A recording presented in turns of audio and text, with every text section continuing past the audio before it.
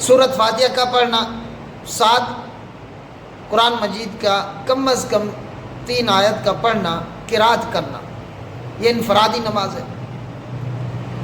اور اجتماعی میں بھی قرات ہوتی ہے، امام کے پیچھے جو ہے نا سنی جاتی ہے، کیونکہ اقتداء میں ہوتا ہے، تو قرات کرنا یہ فرض ہے۔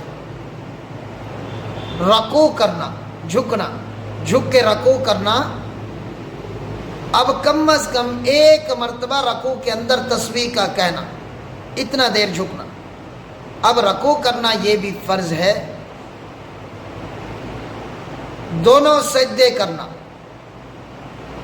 دونوں سجدے کرنا، اب دونوں سجدوں کا کرنا یہ بھی فرض ہے۔ آخری رکعت کے بعد اتحیات کی مقدار میں بیٹھنا یہ فرض ہے۔